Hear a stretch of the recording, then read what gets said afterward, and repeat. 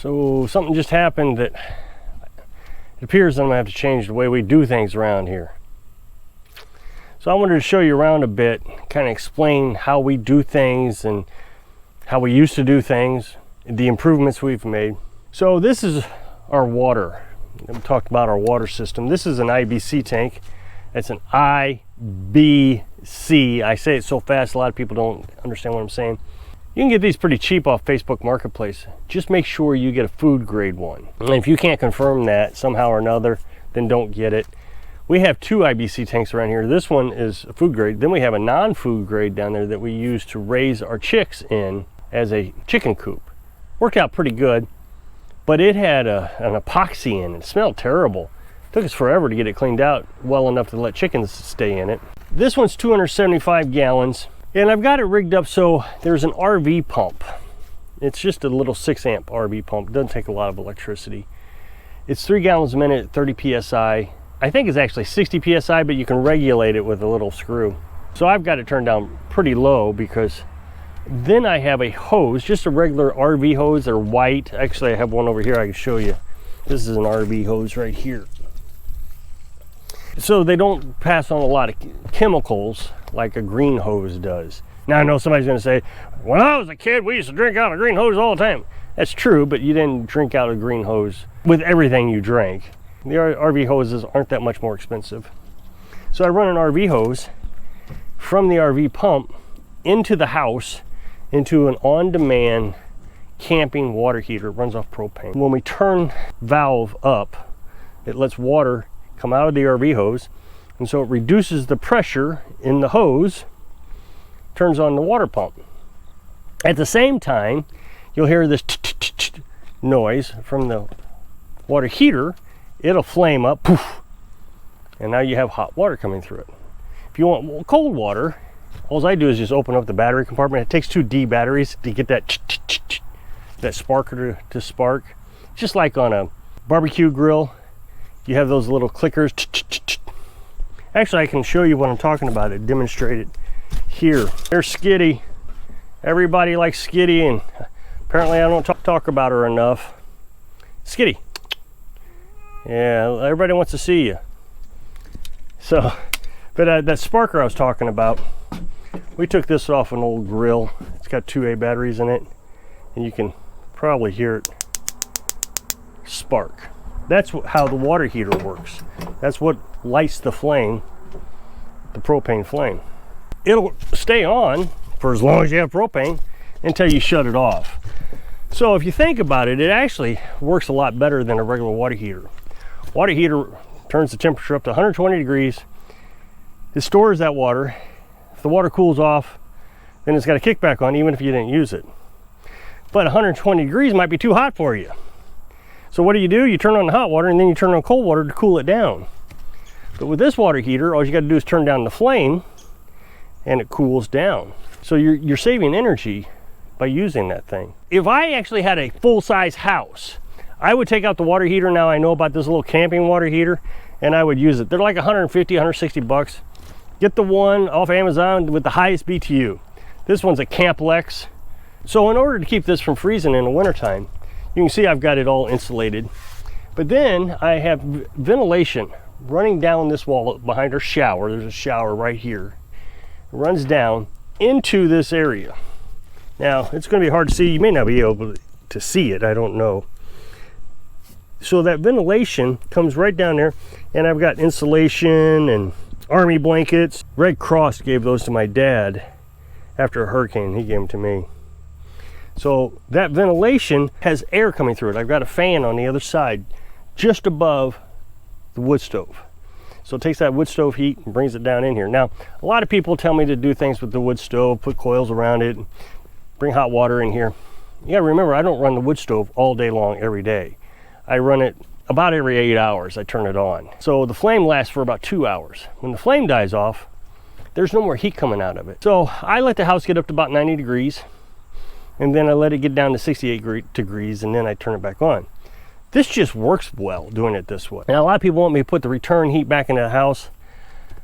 I don't know if I want to do that. I understand everybody's logic on this, but if I return it, you got to remember, This tank has cold water in it coming from the well, about 58 degrees. So no matter what I did, it would always be returning at least 58 degree temperature water, because you're not going to heat this up. What I try to do is, when it's going to get real cold, down into single digits, I let this tank empty down a little bit, and then I fill it with the well.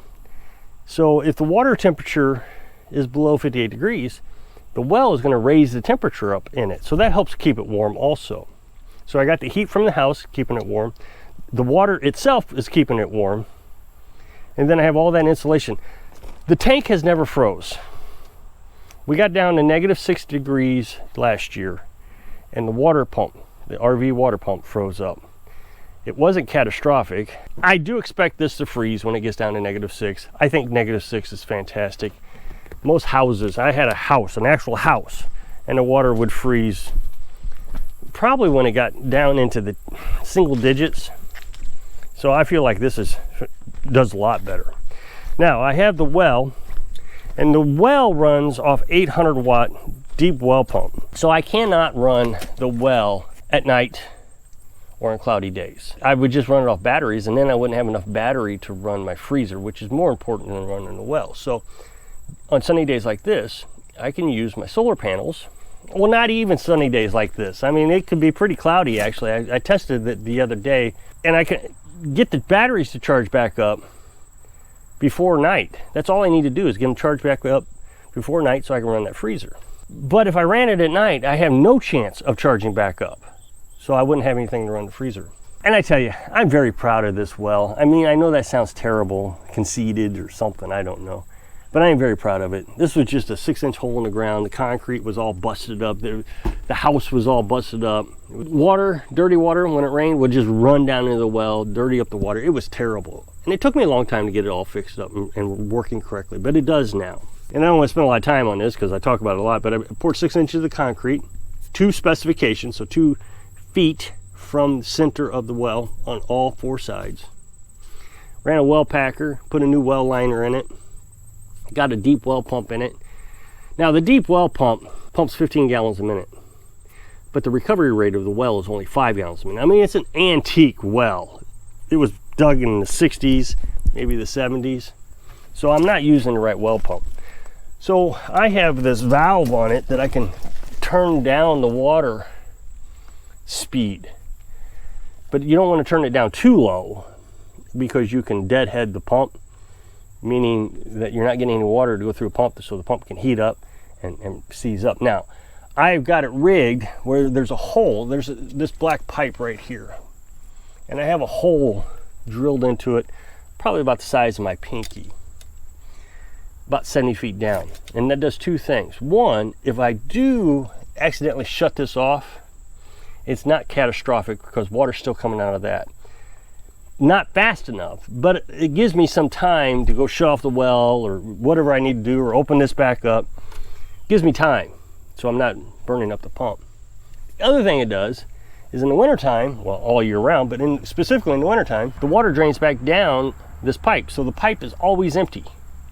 So when it freezes, I still have water. Even if that RV pump freezes up, this doesn't. So I can run that RV hose, this hose here, into the water heater. I just disconnect it from the RV pump. I just run this hose into the water heater, turn it on, and I got water coming into the house. It's hot.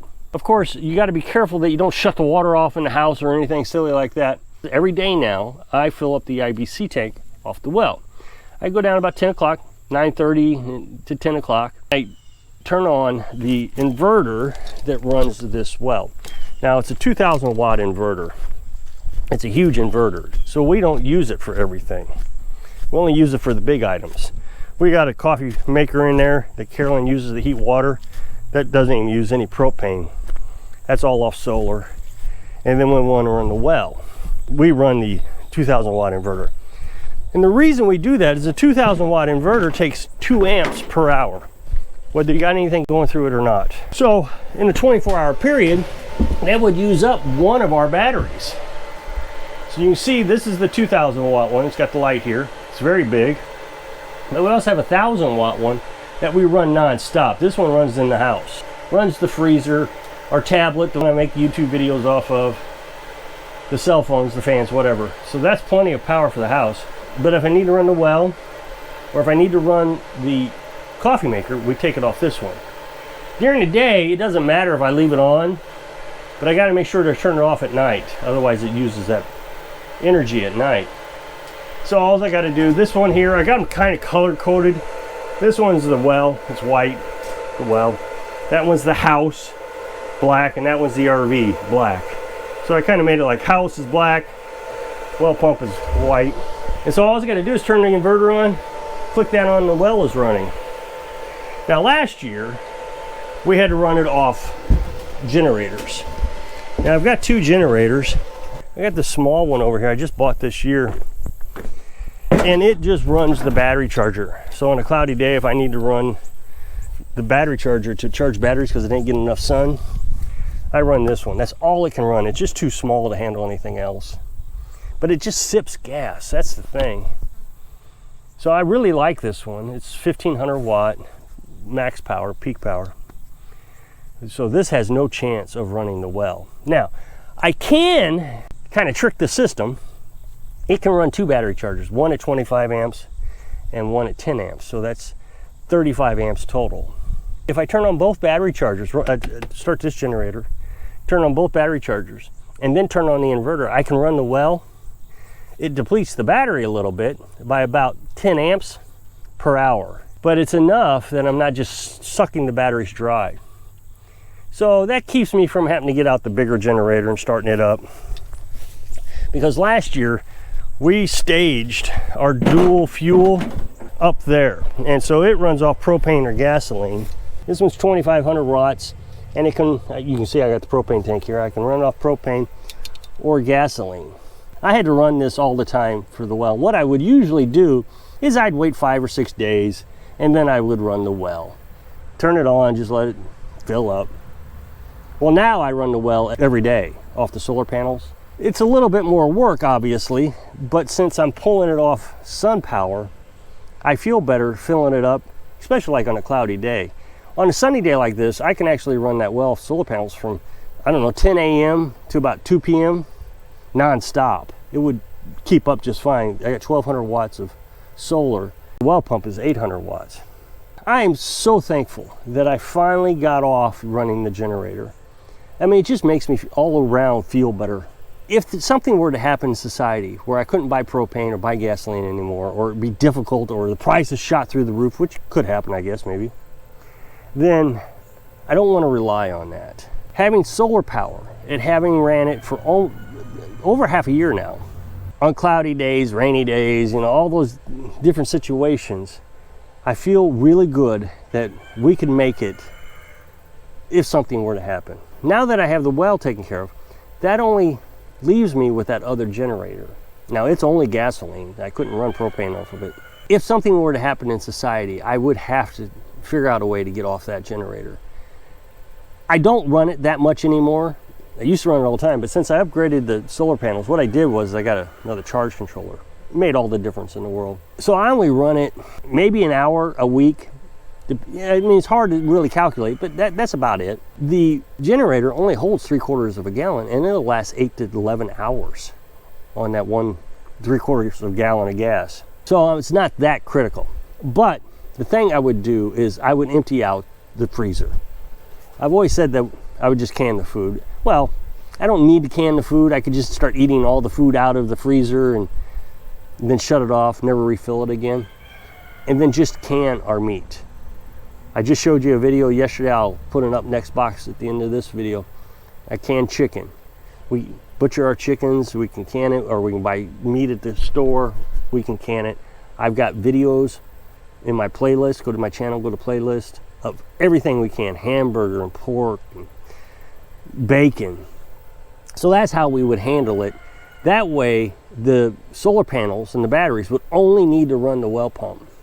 Because in California and Michigan, well, I'm not too sure about Michigan. I know they were working on it, but California has passed a bill last October that bans these generators. Now, that's not you don't have to turn them in or anything, but you can't buy anymore.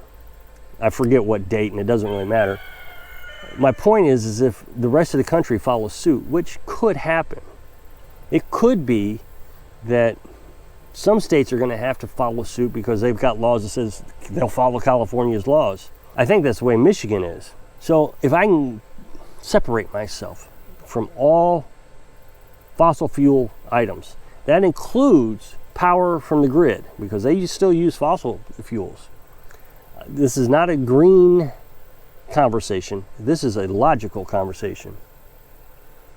I'm really happy the way we've got things working out. So if you'll click this up next box, take you to a video where I was canning that chicken. So I hope I can inspire you to become independent so you can live your dreams. Thanks for watching.